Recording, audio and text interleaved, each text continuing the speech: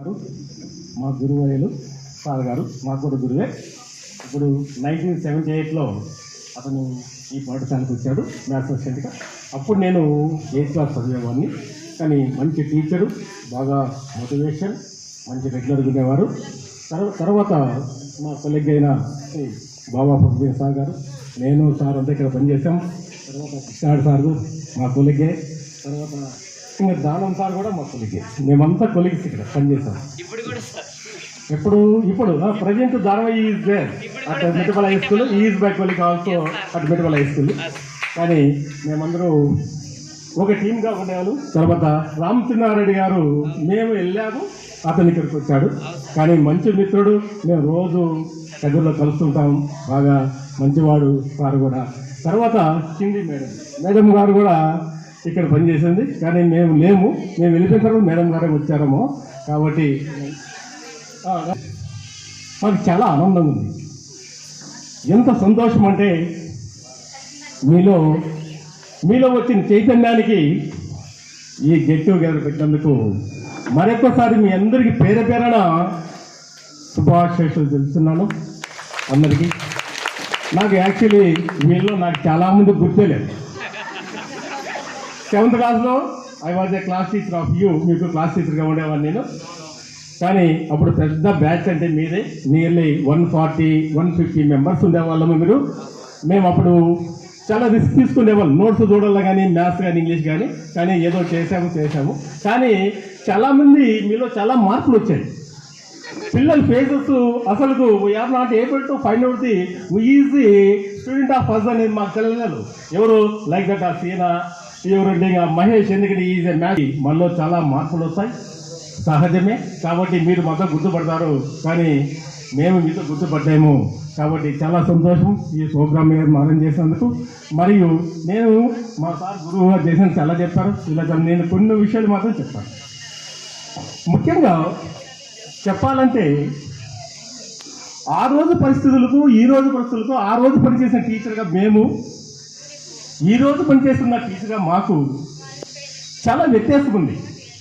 నేను ఇప్పుడు I'm working as a maths assistant. నేను ఈ నుండి మ్యాథ్స్ అసిస్టెంట్కి వెళ్ళిపోయాను 40 వయసు 2002 నవంబర్లో వెళ్ళిపోయాను. అప్పటి నుండి కూడా ఈ పాఠశాలకి నేను ఇంతవరకు సొంత ఇదే, స్థలం ఇచ్చిన వాళ్ళు మేమే, అన్నీ ఉండే ఈ పాఠశాలలో ఈ గేట్ కూడా ఈ పాఠశాల. ఈరోజు మీ యొక్క ప్రోగ్రాంలో వచ్చాము, సంతోషము. కానీ ముఖ్యంగా చెప్పాలంటే ఏమవుతుందంటే, ఆ రోజుల్లో మేము కష్టపడి కొట్టి బాగా చదువు చెప్పాము. మీకు గుర్తుందో లేదండి, నేను బాగా కొట్టినా మీకు అది ఏమైంది. కానీ ఈ రోజులు కొట్టలేము మేము. ఆ రోజు బాగా కొట్టి దబాయిచ్చి చెప్పాను నేను, మీకు ఉందో లేదు కానీ. అందుకే ఆ టైంలో నేను లేనని పిలుస్తాను. ఆ అబ్బాయి అనిల్ అంటే నాకు అది అనిల్ అంటున్నాను. ఎందుకంటే ఆ అనిల్ కానీ, వినోద్ కానీ వాళ్ళందరికీ బాగా కష్టపడి చెప్పాము. ఎప్పుడు కమాండ్ వస్తుంది చెప్పండి. పిల్లవాడి మీద కమాండ్ అంటే ఏ టీచర్ అయితే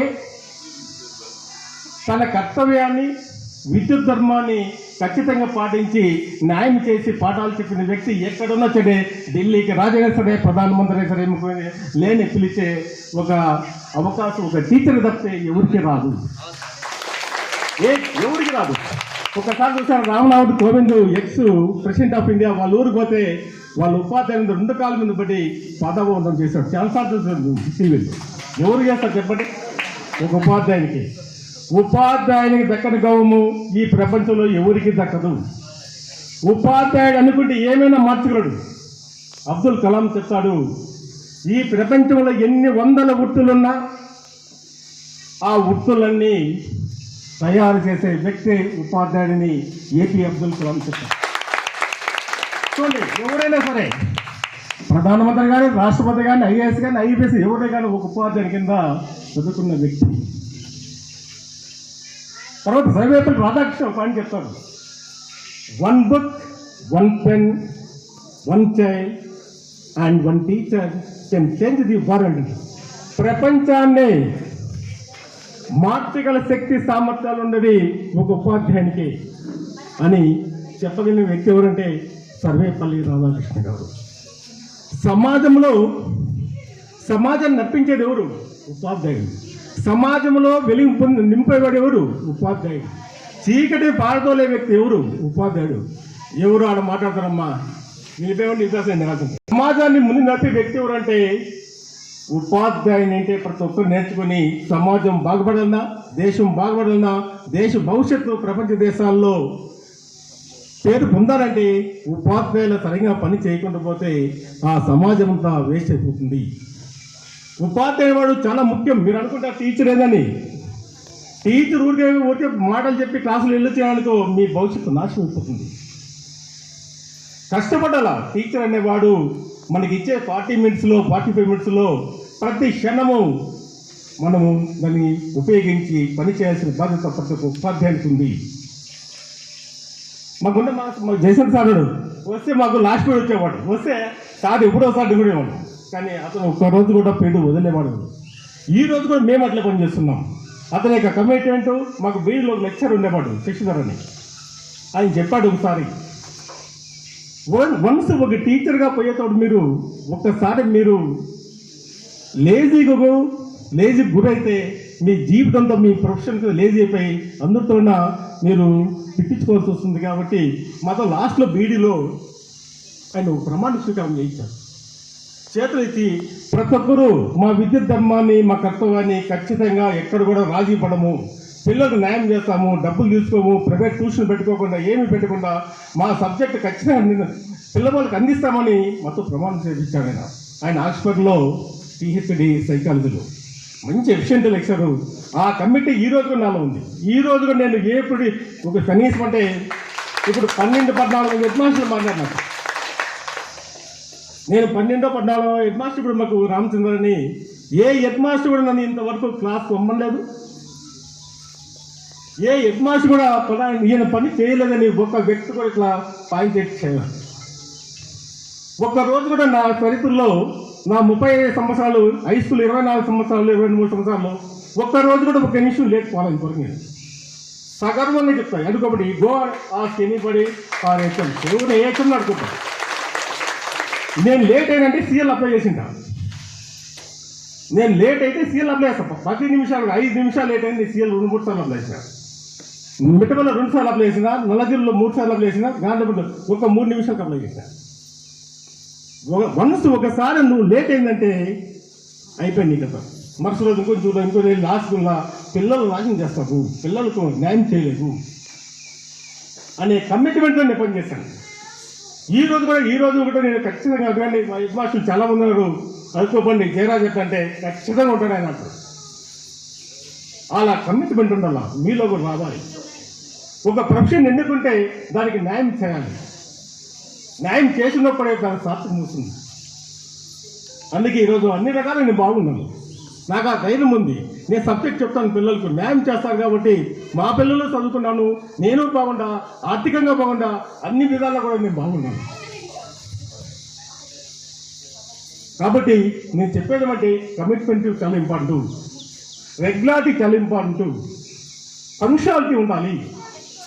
మన కాన్సీస్ ఉండాలి. మనం చేస్తున్న పని ఏం చేస్తున్నాం, మనం వెళ్ళిన తర్వాత మన యొక్క వర్క్ ఏమి, మన డ్యూటీ ఏమి, మన విద్యుత్ ధర్మం ఏమిటి అని పాటించుకొని మనం ముందుకెళ్తే ఖచ్చితంగా సమాజంలో గుర్తింపు వస్తుంది, మనకు పేరు వస్తాయి. మన నుండి చదువుకునే పిల్లలు కూడా భవిష్యత్తులో బాగుపడతారు.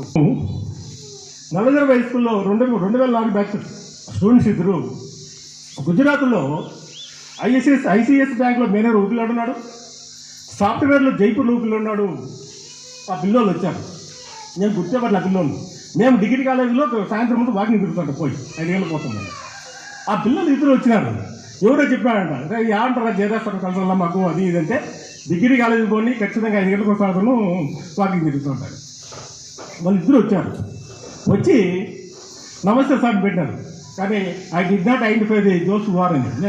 ఐడెంటిఫై చేయాలా సార్, మీ స్టూడెంట్స్ అన్నారు. ఎక్కడ మీరు మీ స్టూడెంట్స్ అన్నారు సార్, నల్లగిరి వేసుకుని సార్ 2004 బ్యాచ్ అండి. మళ్ళీ నిలబడి మాట ఏమిటి మళ్ళీ మాట్లాడి సార్ చూడండి సార్ మీ పుణ్యమే సరిపోద్దు. ఈరోజు మీ ఇంతవాళ్ళు కావడం, మేము మ్యాథ్స్లో ఇంజనీరింగ్ చేయడంటే ఆ రోజు మీ యొక్క ఫౌండేషన్, మీ యొక్క కమిట్మెంటు, మీరు తెచ్చిన సలహాలు సూచనలు చూసుకొని ఆ రోజు కష్టపడి చెప్పిన మ్యాథ్స్గా ఈరోజు సార్ మేము ఈ విధంగా ఇవ్వద్దు. జైపూర్లో ఉన్నాము, గుజరాత్లో ఉన్నామంటే మీ యొక్క దయాదాక్ష్యాలు, మీ యొక్క టీచింగ్, మీ యొక్క రెగ్యులారిటీ, మీ యొక్క పంక్చువాలిటీ, మీరు చెప్పిన విధి విధానాలను మేము పాటించి హైయర్ ఎడ్యుకేషన్లో కూడా మేము బాగా డెవలప్ అయ్యాము. ఈ రోజు ఈ స్థాయిలో ఉన్నామంటే 2 చేతులు కొద్ది ఆనందపడతారు అబ్బాయికి. మా 10 మంది రుద్రాల వాక్యంలో వాళ్ళు అంటారు, ఏం సార్ అది ఏదో మా చూడండి సార్, నాకు కూడా అయింది అంటే ఏమంటే నలుగురు వయసులో గుర్తింపు పట్టే కాదు. ఆడు 1100 మంది ఉండేవారు. నేను ఇంటికి పోతా అంటే 1100 మంది ఉన్నాడు. మేము ముందు 6 మంది 7 మంది టీచర్లు, ఒక క్లాస్ 280 మంది, 8th క్లాస్ 280 మంది, 70-80 మంది బయట కూర్చుండేవాళ్ళు. 8th క్లాసు 9th 10th అయితే 100 టీచర్ ఫస్ట్ బాగా చదవాలి. జయశంకర్ సార్ చెప్తుంటారు మాకు మామూలుగా బాగా చదవాలని. టీచర్ అనేవాడు కమిట్మెంట్ లేకుండా పోతే, టీచర్ బాగా చెప్పకుండా పోతే మొత్తము ఏదో గడుపుకొని పోవచ్చు, ఎక్కడికైనా నాలెడ్జ్ అయిపోతుంది. కాబట్టి నేను చెప్పేదామంటే ఎవరు ఒక్కడు బాగా కష్టపడి చదవాలా. కష్టపడి చెప్పినప్పుడే విద్యార్థుల్లో మనకు పేరు ప్రతిష్టలు వస్తాయి, మనకు గౌరవం పడుతుంది. కాబట్టి నేను చెప్పేదామంటే ఈ ఎవరికి లేని గౌరవం ఎవరికి ఉందంటే ఒక టీచర్కే. ఎక్కడైనా పో, ఎక్కడో రేని పిలుస్తాం. ఇది కూడా నా స్టూడెంట్ చెప్పడం లేని పిలుస్తు ఇప్పుడు కూడా. ఎందుకు నేను అవన్నీ న్యాయం చేసిన ధైర్యం ముందు బాగా నేను మాట్లాడతాను. వాడు పోరాటం అయితే స్వతంత్రం వచ్చే రోజుల్లో ఇంక స్వతంత్రం 1 month 2 months వస్తే విలేకరులు పోయి బాల గంగాధర్ తిలక్ అడుగుతారు. ఏమడుగుతారంటే, ఏం సార్ మీకు వెంటనే మనకు భారతదేశం స్వతంత్రం ప్రకటిస్తున్నారు, మీరు ఏంగా ప్రధానమంత్రి కావాలనుకుంటారా అని స్వతంత్ర పోరాడింటాడు ఎవరు బాల గంగాధర్ తిలక్. వాళ్ళు పోయి విలేకరులు ఏమడుగుతారంటే, మీరు ఏమడుగుతారంటే మీరు హోంమంత్రి కావాలనుకుంటారా, ప్రధానమంత్రి కావాలంటారా, ఎడ్యుకేషన్ మీద అంటే నాకిందకే ఆ ప్రధానమంత్రి ఎందుకు, రక్షణ మంత్రి ఎందుకు, నేను ఫస్ట్ నాకే చాలు, నా గుర్తే నాకు చాలు, నేను చెప్పే ఎడ్యుకేషన్ నాకు ఈ గుర్తే గొప్పదని చాటి చెప్పాడు. అంటే that is the teaching profession. కాబట్టి అందరికీ చాలా సంతోషం. ఇంకా కాలం ఏది ఉంది.